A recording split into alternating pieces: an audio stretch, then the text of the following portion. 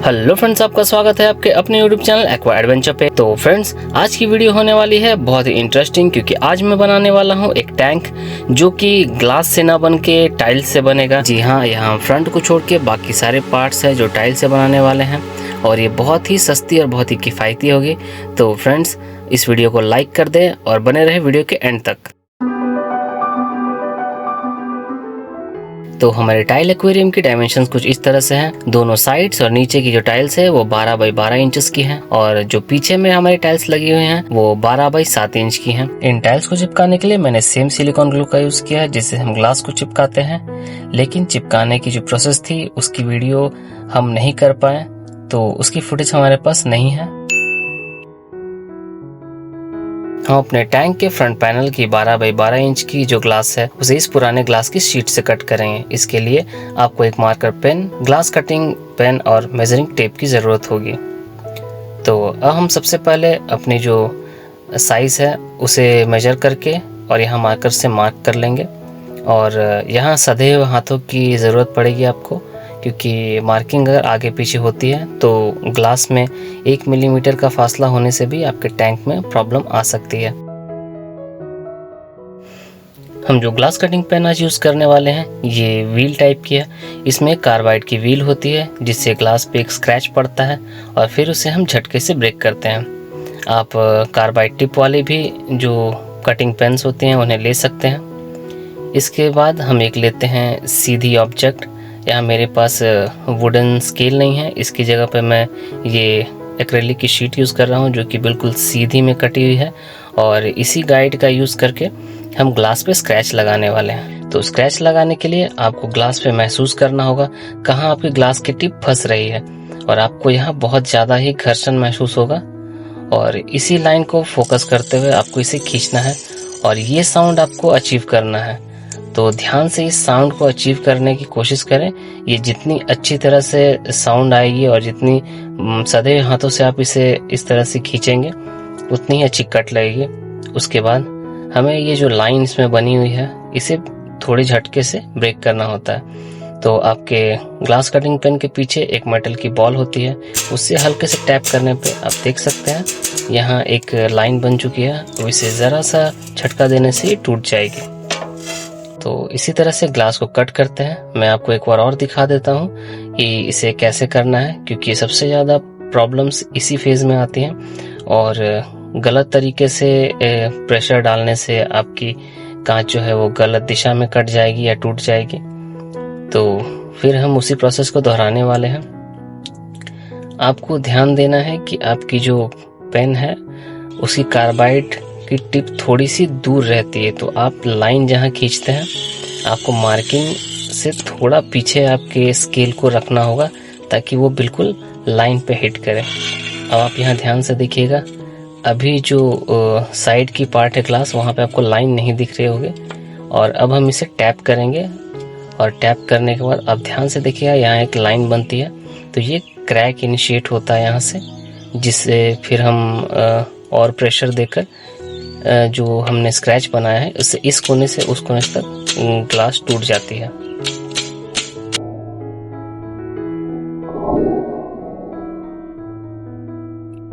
तो ये मेथड है ग्लास के कटिंग में, और बहुत सारे लोग बहुत अलग अलग तरीके से ग्लास को कट करते हैं, बट मेरे लिए अभी ये कारगर चल रहा है तो मैं अभी इसे यूज़ कर रहा हूँ। और आप ऐसे इंस्ट्रक्शन को फॉलो करते हैं तो आपके कांच कटने में कोई ज़्यादा परेशानी नहीं होगी। तो इस तरह से हमने अपने कांच को कट कर लिया है 12 इंचेस बाई 12 इंचेस के पीस में, और फिर इसके कॉर्नर घिसने के लिए आप सैंड पेपर का यूज़ कर सकते हैं, और ऐसा करने के समय आप हो सके तो मास्क ज़रूर पहने, और ये आउटडोर्स में ही करें।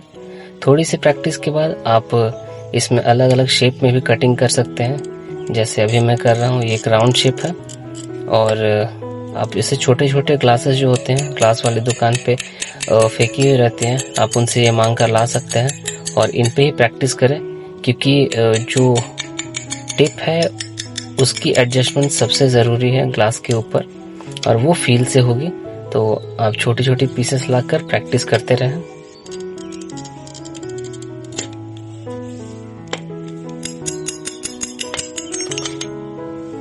तो अब हमारी ग्लास कट चुकी है और उसके कॉर्नर्स हमने अच्छे से घिस दिए हैं। अब हम चेक करते हैं कि ये परफेक्ट साइज में कटी है या नहीं कटी है, और चेक करने के बाद फिर हम इसे सिलिकॉन ग्लू की मदद से अच्छी तरह चिपका देंगे। और अगर आप इस तरह के छोटे प्रोजेक्ट्स में काम करना चाहते हैं तो आपको बड़ी वाली सिलिकॉन ग्लू लेने की ज़रूरत नहीं है। आप किसी भी बाइक रिपेयर शॉप पे या हार्डवेयर स्टोर पे जाएंगे तो वहाँ आपको छोटी सिलिकॉन की ट्यूब मिल जाएंगी। तो अब हम फिक्स करेंगे अपने फ्रंट ग्लास पैनल को, और उसके लिए मैं यूज कर रहा हूँ सिलिकॉन। और अभी जो मेरे पास सिलिकॉन है ये जनरल पर्पस की है, जो कि बहुत ज़्यादा स्ट्रॉन्ग सिलिकॉन नहीं मानी जाती है, लेकिन ये छोटी प्रोजेक्ट्स हैं और इनमें मैं इसे यूज कर सकता हूँ। और आपके मन में भी ऐसा अगर संदेह होता है तो आप अगर 2 फीट से ऊपर की टैंक्स बना रहे हैं तो वहाँ पे आप अच्छी क्वालिटी की 100% वाली सिलिकॉन यूज करें, और ज़्यादातर हमारे लोकल एरियाज में वो मिलती नहीं है, तो इसीलिए जनरल सिलिकॉन ही हम यूज़ करते हैं। तो इससे भी कोई ज़्यादा प्रॉब्लम होने वाली नहीं है कि मेरे पास कुछ टैंक्स हैं जो कि मेरे पास 8 साल 10 साल से हैं और वो भी इसी सिलिकॉन ग्लू से बनी हुई है। लेकिन अगर आपसे हो सके तो आप 100% वाली सिलिकॉन यूज़ करें। और आपको अगर ये सिलिकॉन लेने हैं तो आप इनके बारे में मुझसे कमेंट बॉक्स में पूछ सकते हैं, मैं वहाँ आपको इनके नाम बता दूंगा। तो अब हम इसकी पेस्टिंग अच्छी तरह से कर देंगे। जब भी हम ग्लास को टैंक में फिक्स करते हैं तो इनमें लीकेज की समस्या ना हो, उसके लिए अंदर की तरफ से हम कुछ सिलिकॉन लेकर और एक मोटी लेयर लगा देते हैं जिसे पेस्टिंग कहा जाता है। ये इंश्योर करती है कि इसमें ज़रा से भी लीकेज ना हो।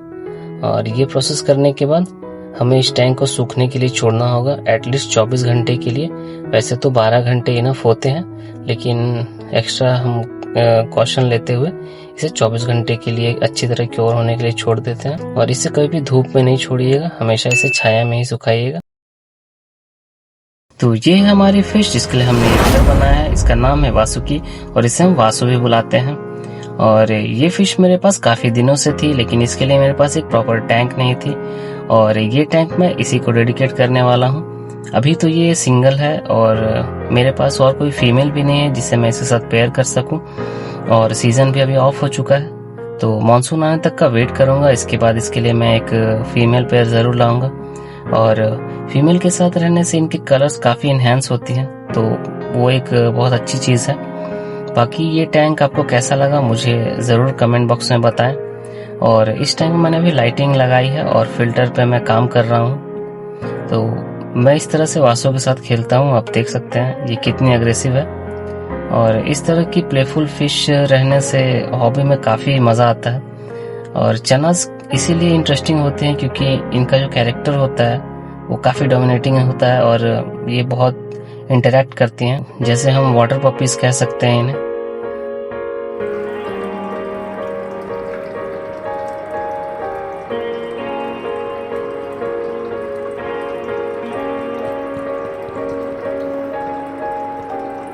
और ये हमारा फाइनल सेटअप। तो फ्रेंड्स, आपको ये वीडियो कैसी लगी मुझे कमेंट बॉक्स में ज़रूर बताएं। अपने सजेशन मुझे दे सकते हैं। किसी भी टॉपिक पे बात करनी हो आप मुझे इंस्टाग्राम पे डीएम कर सकते हैं।